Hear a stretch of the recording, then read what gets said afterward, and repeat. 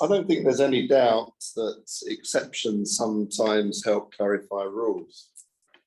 So, for example, if you believe that all swans are white, you will automatically assume that the next swan you come across will undoubtedly be white. So you can imagine the surprise of the Dutch navigator Willem de Vlaming when he discovered the existence of black swans in Western Australia in 1697. From that moment on, the exception to the rule changed the rules. It could no longer be said that all swans are white. And in fact, Western Australia's first stamp is a penny black, which features a black swan to commemorate the uniqueness of this bird. And in fact, it was actually designed by the same people who designed the British penny black. I think everyone carries around in their heads a blueprint that we use to make sense of life, define its boundaries, and judge things by. So the white swan advocate who stumbles across a black swan has to readjust this blueprint to take in on board new information. Now, as Christians, I think we use a Christian blueprint all the time. My youngest son has often asked me, can you be a true Christian if you don't go to church? Some of my daughter's relatives who live in Belfast and are members of the Irish Brethren movement believe that you can't be a true Christian if you drink regularly, because the connotation associated with many pubs in Ireland is that that's just places you go to get absolutely hammered. And what Christian would want to do that? Now, the Christian questions that challenge or confirm the blueprint in our mind are endless, aren't they? I mean, you can think of dozens of them. Can Christians smoke? Can you be a Catholic and a Christian? So, thousands of them. Now, I think as evangelicals, we strive to give wise biblical answers to these sorts of questions. But I think we're fooling ourselves if we believe our views are only shaped by Scripture and that we are completely unbiased in all our answers.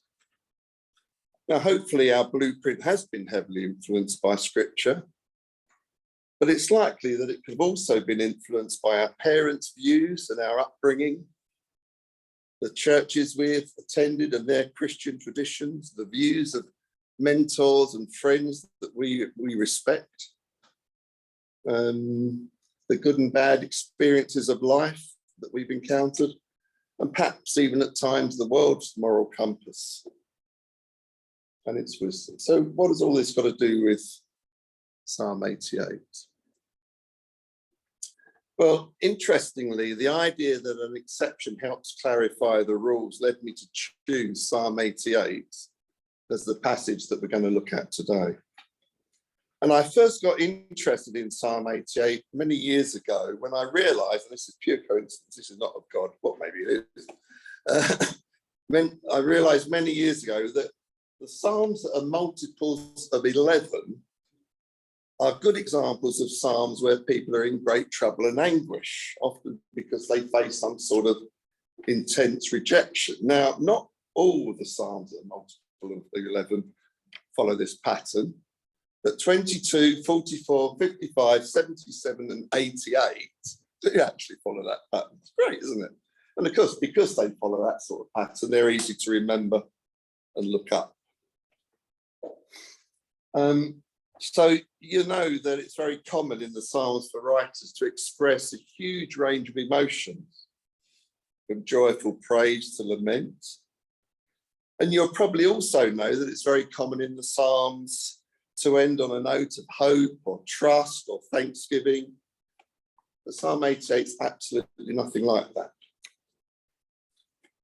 Psalm 88 appears to be an unrelenting expression of sadness and misery, without a note of joy, praise, resolution, or thanks. And the bleakness of the Psalm's content is reinforced even more strongly by the last verse, verse 18, And in the original Hebrew, that says something like, my constant companion, darkness, where the last word of the psalm is darkness, which seems to summarize the tenor of the whole psalm. Now, unfortunately, because of this, it's easy to dismiss this psalm as totally unhelpful. And right now, you're probably thinking, why on earth is Psalm 88 in the Bible, and why are we bothering to look at it? But I know it's hot, and I know it's hard, and we're going to be a bit longer than normal. But please stick with it, because I think there's more in this psalm than a casual glance leads you to believe.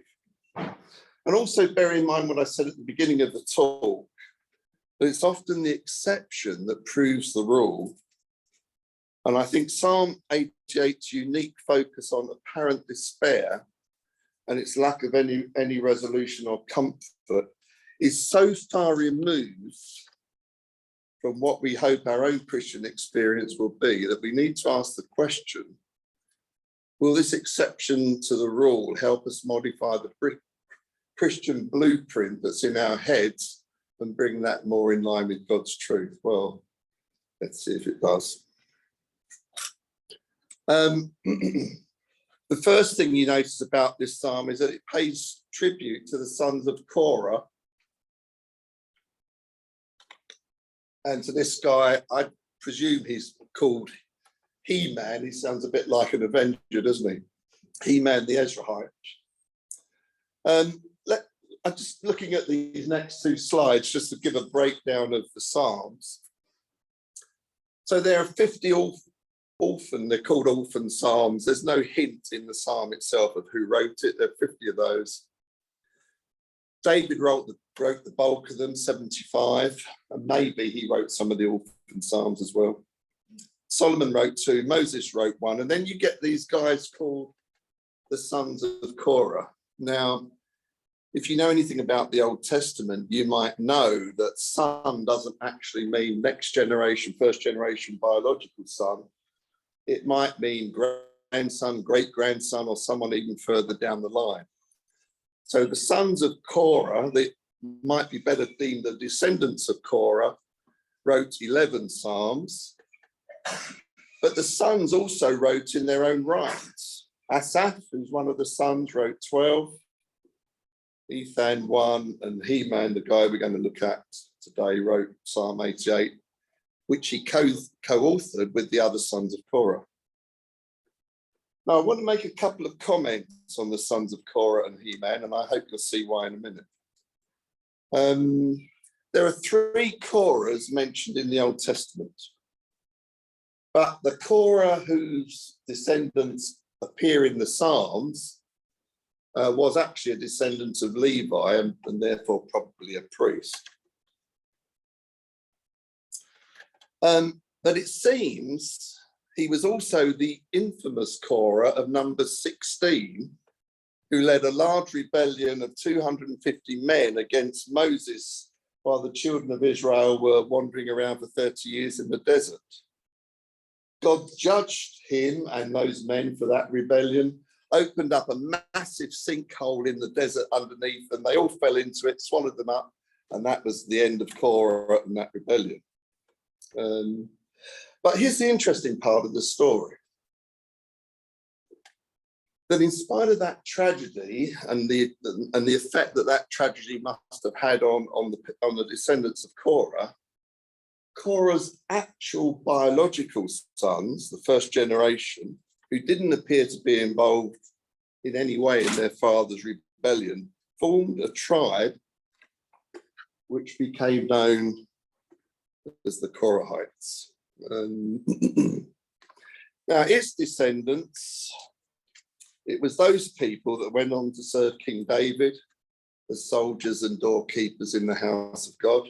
And along the way, the Korahite line produced people like Samuel, and these guys, the sons of Korah, Heman, Ethan, and Asaph, who became David's chief musicians and choral directors. And Heman was a grandson of Samuel, known for his great wisdom. What a surprise, given who his dad was. And he seems to have provided the maskil for this psalm, whatever the maskil is. It might be the music, I don't really know. but it's the only one attributed to Heman. And that again adds to the uniqueness of this psalm. But Ethan, as well as writing a psalm, served as a prophet. Asaph, as well as writing 10 psalms, also served as a prophet. And as we've said, these sons of Korah were co-writers in Psalm 88. So why am I telling you that? Well, I'm telling you that because it's worth bearing this in mind, because it shows that the writers of Psalm 88 were not a bunch of quirky oddballs with depressive personalities and a weird theology, but men of wisdom and renown with historical, prophetic, and priestly heritage. So that's where we're coming from when we read this psalm. Okay. Enough of the introduction. Now I'm going to refer to the person in this psalm as a him because of verse 4b. If you're not, let me just say this, sorry, I'm not trying to teach my grandmother to suck eggs, but if you're not aware of the A and B symbolism, if we say 4a, we mean the beginning of verse 4. If we say 4b, we mean the end of verse 4, if you didn't know that. I don't think there's any doubts from the opening verse that the man in this psalm is a true believer. He calls God Lord and declares him as the God who saves, and then he makes that salvation personal by saying, the God who saves me. He then adds, day and night I cry out before you. Who else but a true believer would say and do such things? In fact, he cries out to God 3 times in this psalm. Now, each cry has slight variations, and we've already seen in verses 1 and 2, he attributes salvation to the Lord and he cries out day and night. In verse 9, he says he calls to the Lord every day and spreads out his hands in prayer, as we sometimes do, don't we? We want to emphasize complete oneness with God, openness, and a desire to have an intimate connection with God. We may well pray like that. And then in verse 13, he says that he cries out to God for help during his morning prayer, which suggests it might well be his habit to have a morning quiet time. So although each cry has its differences, and therefore the cry may not be a true chorus to the song as such, I believe these 3 cries split the psalm into 3 distinct sections, where each section deals with a specific issue that he wants to bring before God. And I think we're going to find that as we look at these 3 sections, we're going to be able to identify with them. Okay, the first section, I've actually got it wrong on the slide. It should be verses 3 to 9a. And I've called this section the angry phase. Now, in these verses, he appears to be describing how he sees life now, how it's affecting him emotionally in this present moment. And I've called it the sorry. I've called this right. I've called this the angry phase because he rants on about the harsh realities of life as he's facing it right now. And he starts, if you look, notice he starts by describing this life with 3 I ams. I often think of the 7 I ams of Jesus as great counters to these, but that's another talk entirely. So 3 I ams. So if we read in verse 3 to 5. I am counted among those who go down to the pit. I'm like a man without strength. I am set apart with the dead, like the slain who lie in the grave, whom you remember no more, who are cut off from your care. Now, paraphrasing this, I think what he's saying is something like this. My life is nothing but trouble, one trouble after another. I can hardly find strength to go on. If I laid on the floor, you would mistake me for a corpse because all the life has gone from me. And that corpse lying over there in that grave, that one over there, now totally forgotten by you, that's me. Ever felt like that in your Christian life? Overwhelmed by the difficulties of life, almost to the point of death, no energy to live, feeling abandoned and forgotten by God. Praying doesn't seem to bring any help or relief. And his conclusion seems to be 5b. I'm cut off from your care. Now, these verses are then followed by 3 yous and 1 your. And it seems as though his anger now points a finger at God's apparent contribution to his wretched state. You have put me in the lowest pit, in the darkest depths. Your wrath lies heavily upon me. You have overwhelmed me with your waves. You have taken from me my closest friends and have made me repulsive to them. It's been my experience, I don't know if it's yours, that it's all too easy in our darkest times to turn the I ands into the yous. You have brought all this trouble on me because you're angry with me. You've taken away my closest friends. The implication being, you brought this pain on me and now you won't help me. And what's worse is those friends who might have helped me, even those friends you've taken away from me. Ever said those sorts of things to God? Job did. Although he did stop short, I think, of accusing God of wrongdoing. Now, if you're sitting here and you're thinking, well, I'd never say that to God. That's blasphemy. Flip. Then I think you're probably young and you probably haven't suffered yet. When you get to my age, you don't say things like that, believe me. I mean, you say things like that, but you don't believe that you wouldn't say things like that, if you get my drift. So please listen to this psalm because it's got wisdom to say, and one day you might need it. So in 8b, we get a fourth I am as a bit of a conclusion to these verses. I am confined and cannot escape. Or in other words, you've locked me in a cage and thrown away the key. And I think this has a similar ring to 5b. Just another example of how he feels cut off from God's care. The second section is what I call the reasoning phase.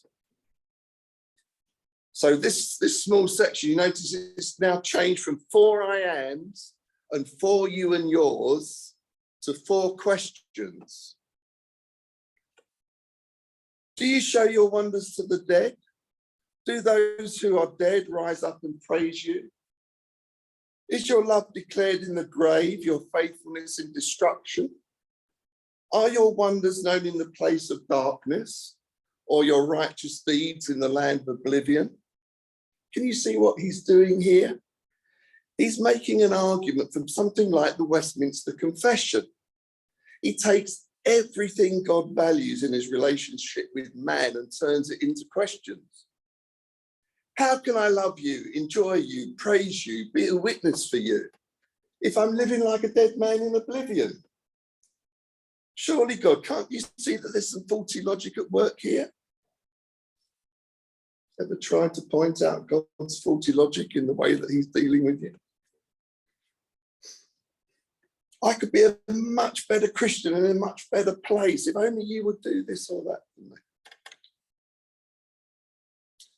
One of the arguments, perhaps to my shame, that I've used on occasions with God when I'm overwhelmed goes something like this. And I probably say it with this sort of, Lord, I'm your son. I wouldn't do to my son what you're doing to me right now because I love my son too much. Why are you doing this to me, Lord, when you're a much better father than I could ever be? Ever said anything like that? The third section is what I've called the depression phase. And I think we can learn something about our heart and God's heart in this phase. Now, in this last section, notice that it's verse 13, his final cry is calling on God for help. But let me just quickly recap the two previous sections, just with a sentence before we see where this final section's headed. So in the first section, he ponders his plight and concludes that he must be completely cut off from God's care. And just like a caged animal, he can't escape his fate. The second section was an appeal to God to remove the problems in his life because they were hindering him from obeying God's own creation ordinances for mankind to wonder, worship and witness under God's rule. And in this last section, if we take verses 13 and 14 together, it seems that the help he is crying out for here is no longer relief from his sufferings, but an understanding of why God is rejecting him and hiding his face from him. Now, this leap from just wanting to experience God's action in our lives to knowing God's mind and heart is both profound and necessary for our Christian growth. Psalm 103, verse 7 says, he made known his ways to Moses, his acts to the people of Israel. No, Moses knew God's heart. Israel only saw God's deeds. All of Israel, except two, died in the desert wanderings. Do you know this little ditty? Joshua, the son of Nun, and Caleb, the son of Jephunneh, were the only two to enter the land of milk and honey. Do you know that one? But you know what was even worse? Even Moses could not enter the land. Even Moses. And do you remember why? The Israelites had no water and they kept moaning. Moses went to the rock of Meribah and struck it twice with his staff to get water out this rock. And God had just told him to speak to the rock, not strike it. So that one action, or that one thing of putting action above trust, excluded him from the promised land because it misrepresented what was so precious to God. So it's a massive thing when you ask to know God's heart rather than simply asking God to act. And if you remember nothing else from today's talk, please remember this. It's far more beneficial to know and love your parents than simply get their presence. And the same applies to God. And then he gathers a load of evidence to try and support his case that God's hiding his face and rejecting him. I wonder if we were the ones that were suffering, what would be the evidence that we would gather to support our view? Well, let's review his evidence. Now, notice that there's nothing in these verses that defines the type of suffering he's experiencing. And maybe that's deliberate because we all obviously suffer in completely different ways. And if we're going to learn something from this psalm, the type of suffering we experience is nowhere near as important as the way we deal with that suffering. But whatever it is he's experiencing, it's clearly having a profound effect on him. I think we can infer from verse 15 that his suffering is long-standing and somehow life-threatening. It's not clear if this primary threat is to his mental health, his physical well-being, or his emotional stability, or perhaps all of them together. But whatever it is to him, it's all engulfing and consuming. And it's, as we've said before, it's resulted in the loss of his close friends.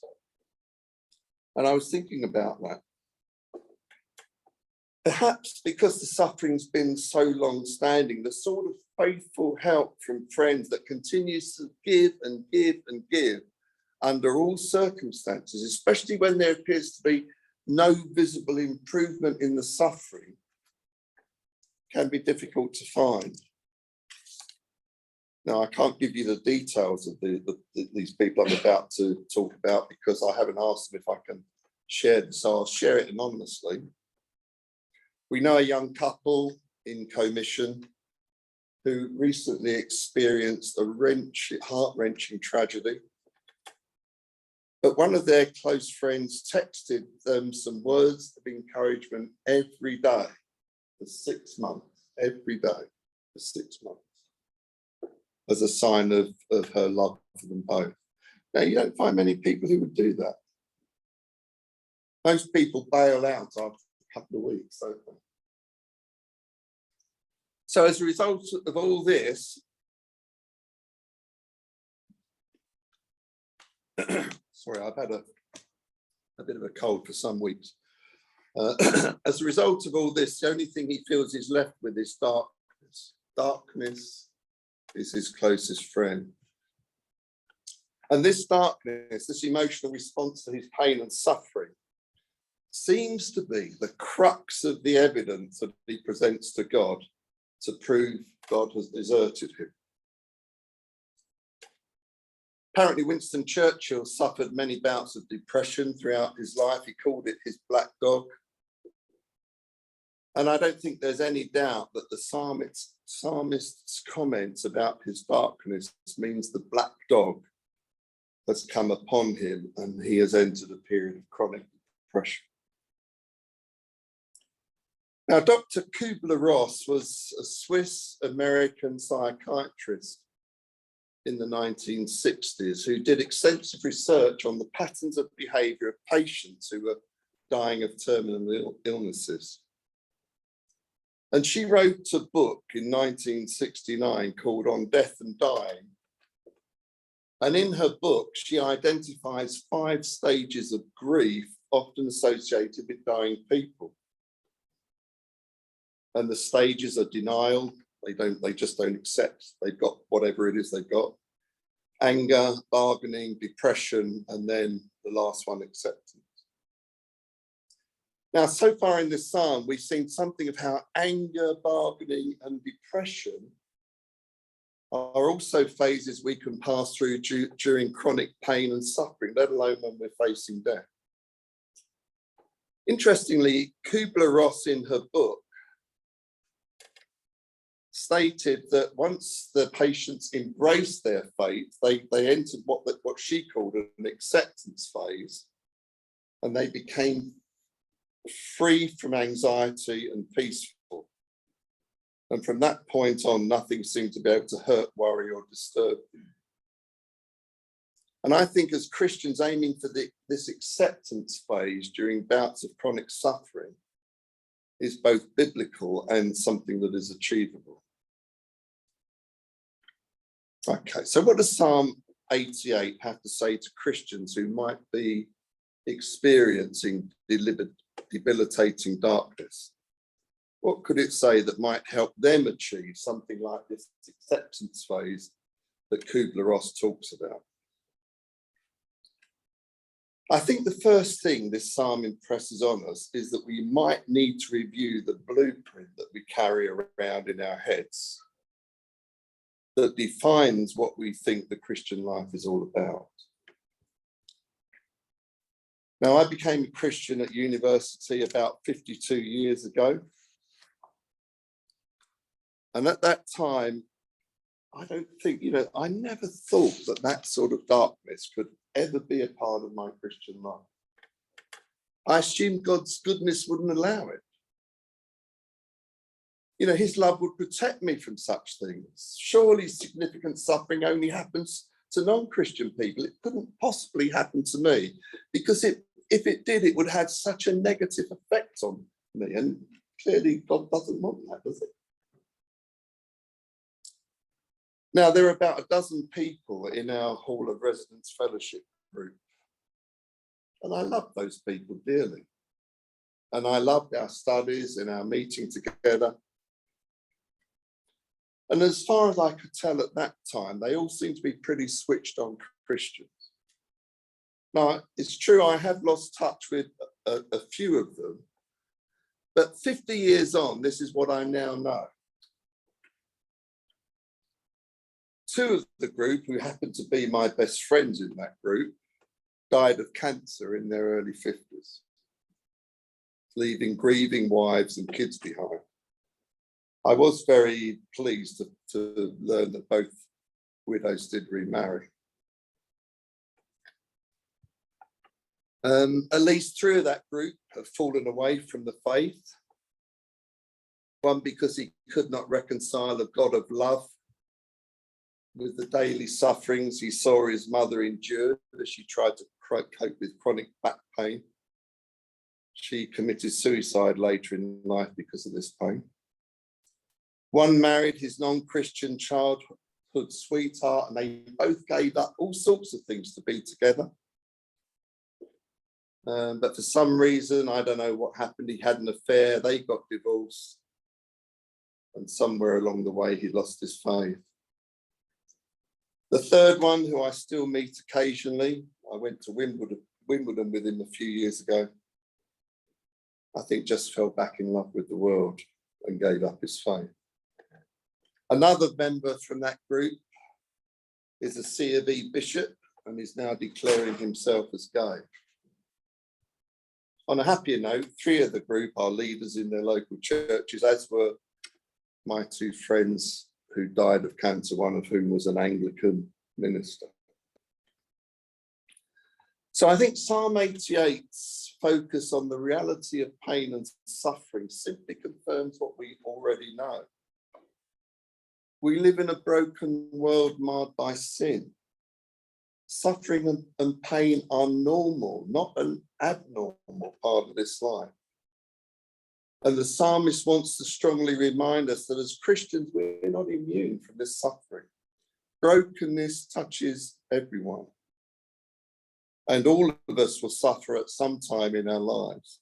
And if you're sitting here thinking you won't, please revise the blueprint in your head. You will. At some time you will. And I think the psalmist wants to forewarn us that if you enter that chronic suffering phase, be prepared for your emotions to constantly bombard you by telling you you've been abandoned by God. We need to fight and reject these thoughts. We need to take the lack of resolution or comfort in Psalm 88 as a positive reminder that our faith in God should not be based on the good things that happen to us in this life. Our faith must never be grounded in what gains we make in life, but grounded in God's love, mercy, and faithfulness, even and most importantly, during times of suffering and hardship. Let's encourage one another to remember that this life is only a shadow of reality. True enduring gain is only ever found in the life to come. Remember Philippians 1:23, where Paul says, "For me to live is Christ, but to die is gain." And I think this is where the blueprint in our heads needs the most adjustment, because often we don't believe that. It's a nice thing, but we don't actually live by it, but we need to. Let me just read you, I haven't got time, I'm just going to read a few snippets from Psalm 22. Remember, multiples of 11. My God, why have you forsaken me? Why are you so far from saving me, so far from the words of my groaning? Oh my God, I cry out by day, but you do not answer. All those who see me mock me, they hurl insults at me. You lay me in the dust of death. Dogs have surrounded me. A band of evil men has encircled me. They have pierced my hands and my feet. People stare and gloat over me. They divide my garments among them and cast lots for my clothing, etc. Now, undoubtedly, David was suffering when he wrote that psalm in some way, but the psalm is clearly prophetic. All the prophecies in this psalm are fulfilled at Christ's crucifixion, even though it was written 1,000 years before Jesus came on the scene.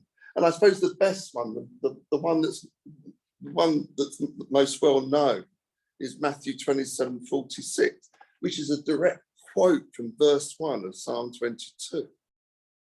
My God, why have you forsaken me? Doesn't that have a Psalm 88 feel about it as well? The point is, even Christ had to experience intense pain and suffering, abandonment and death, so that the problem of sin could be effectively dealt with. Even for him, there was no easy way to satisfy God's justice and love. So please listen to this next bit.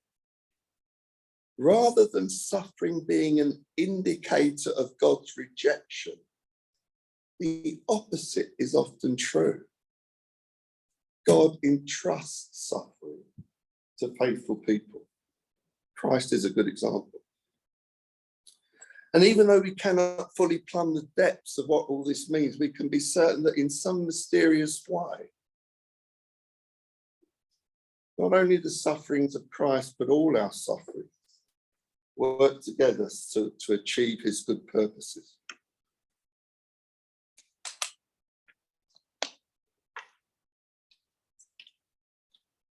I think what makes this whole thing more palatable is to remember that on the day Jesus was crucified, not only did he endure the physical pain and the suffering and the torture and the death and all the rest of it, but he and the onlookers experienced 3 hours of eclipse-like darkness to remind us of the total blackness he faced on that cross. Rejection from God, his Father, rejection from the world, rejection from his disciples, his closest friends, so that he, more than anyone, more than the person in Psalm 88 could say, you have taken my companions and loved ones from me. Darkness is my closest friend. He endured that darkness, not to save us from ever experiencing periods of darkness in this world, but to allow us to experience nothing but light in the world to come. Now, I'm nearly at the end. You'll be pleased to know.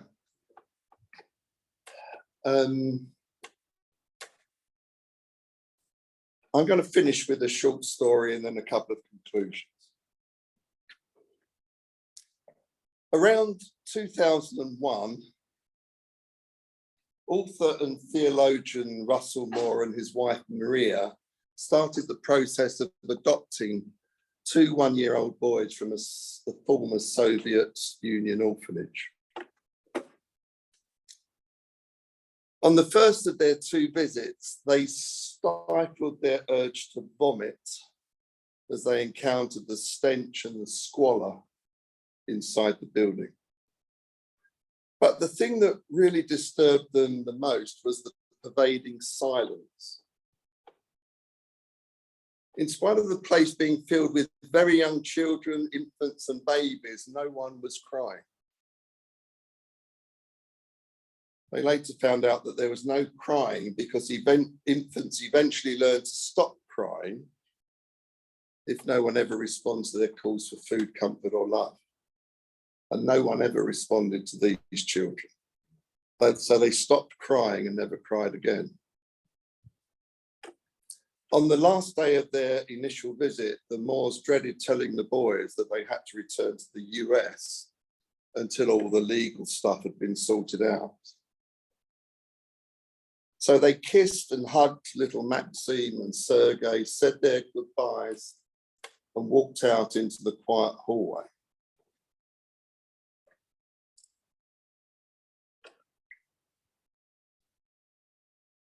Within moments, little Maxime fell back in his crib and let out a guttural scream. It seemed he knew maybe for the first time that someone was now willing to listen to his cry. Okay, so here's the final conclusions. What's the most important thing this psalm teaches us? Well, I think, maybe the things we've said up to this point have some importance, but none of them are as important as this: hope. The psalmist had hope. Now, you're probably saying to yourself right now, are you kidding me?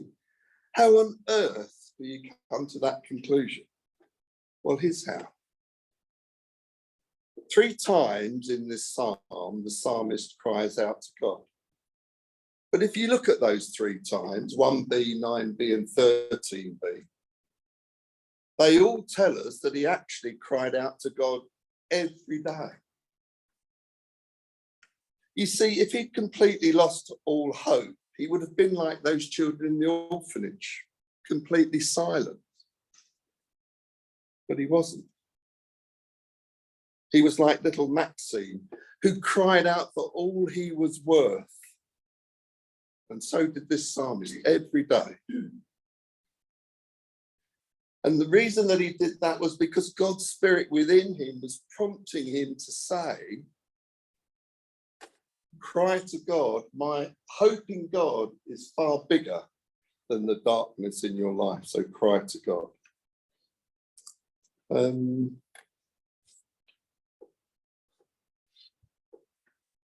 that's what I think we need to learn in this psalm, hope. Now, in 1 Corinthians, you'll know this famous verse. In 1 Corinthians 13:13, Paul says these 3 remain: faith, hope, love, and the greatest of these is love. The greatest of these is undoubtedly love, because God is love, both here on earth and in heaven, forever. Wherever God is, love will permeate heaven forever. But we won't need faith or hope in heaven, because the truth of God and heaven will become immediately obvious to us as soon as we enter it. But be totally assured you can only survive on this side of heaven in the Christian life if you have hope.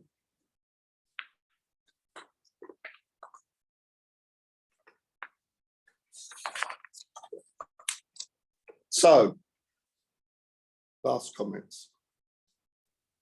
Psalm 88 reminds us that we're not abnormal, ungodly, or apostate if we feel and react to chronic pain and suffering in the ways that the psalmist did.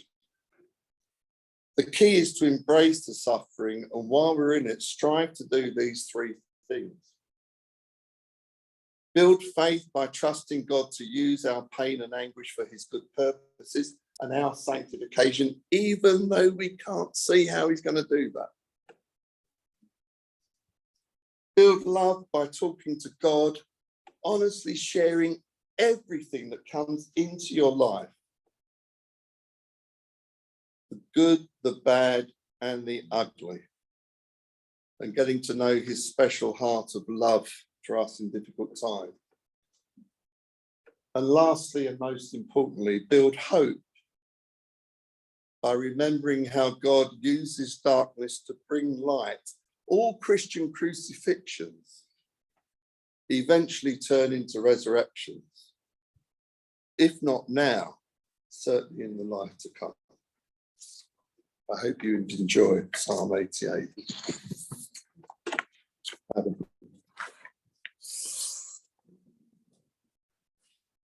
Oh, sorry.